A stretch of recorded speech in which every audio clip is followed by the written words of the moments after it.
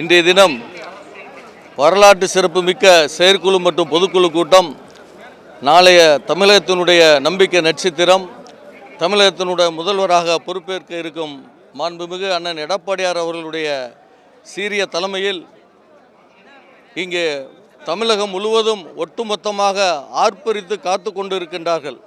எங்கள் தலைவனுடைய பேச்சை, எங்கள் தலைவர் எடுக்கின்ற இந்த ஒரு அற்புதமான தமிழகத்திற்கு வழிகாட்டுகின்ற ஒரு நிலையை எல்லோரும் ஆவலோடு பார்த்து கொண்டிருக்கின்றார்கள். கழக நிர்வாகிகள், தொண்டர்கள் அத்தனை பேருமே நாளைய தமிழகத்தில் நல்லாட்சி அமைய, புரட்சி தலைவி அம்மா அவர்களுடைய ஆட்சி மலரும் என்பதற்கு ஒரு கட்டியம் கூறும் விதமாக இன்றைய தினம் மிக சிறப்பாக தொண்டர்கள் அத்தனை பேருமே இந்த வானகரம் பகுதியில் குழுமி இருக்கின்றார்கள். எங்கு பார்த்தாலும் போக்குவரத்து நெரிசல். அந்த அளவுக்கு ஒரு எழுச்சியோடு கழகம் தோய்ந்து விடவில்லை, கழகம் வீழ்ந்து விடவில்லை.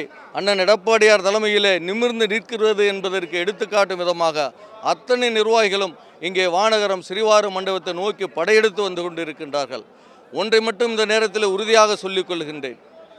இந்த திராவிட முன்னேற்ற கழகத்தினுடைய துரோக ஆட்சி, மக்கள் விரோத ஆட்சி இன்று வீழ்ந்து விட்டது என்பதற்கு சாட்சியமாக எங்கள் கழகத்தினுடைய செயற்குழு பொதுக்குழுவை பாருங்கள். எங்கள் அனைத்து இந்திய அண்ணா திராவிட முன்னேற்ற கழகத்தினுடைய தொண்டர்களும் நிர்வாகிகளும் நாளைய தமிழகத்தில் வரலாறு படைப்பதற்காக 2026 புரட்சி தலைவி அம்மா அவர்களுடைய நல்லாட்சியை நடத்தும் விதமாக கோட்டை கொத்தளத்தில் எங்களுடைய தலைவர் எடப்பாடியார் அவர்கள் கொடியேற்ற இருக்கின்றார்கள். அதற்கு முகவரி கொடுக்குவதுமாக இந்த 2025 டிசம்பர் மாத இறுதியில் வெற்றி வாகை சூடும் விதமாக இன்றைய கழக செயற்குழு பொதுக்குழு நடைபெற இருக்கின்றது. நாளைய தமிழகத்தினுடைய நல்லாட்சி அண்ணன் புரட்சி தலைவர் எடப்பாடியார் அவர்கள் தலைவர் மலரும், மக்களுக்கு நல்லாட்சி இந்த விடியும் என்பதற்கு ஒரு எடுத்துக்காட்டு தான் இன்றைய கழக செயற்குழு பொதுக்குழு.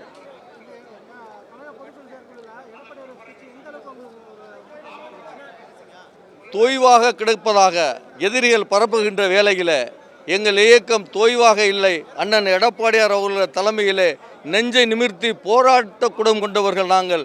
போராடுவோம், வெற்றி பெறுவோம், இரட்டை இலையை வென்று காட்டுவோம் என்பதற்கு கட்டியம் கூறும் விதமாக எங்களுடைய தலைவருடைய பேச்சு இன்றைய தினம் மக்களுக்காக, நிர்வாகிகளுக்கான ஒரு பெரிய கதிர் வீச்சாக இருக்கும் என்பதிலே மாற்று கருத்தில்லை.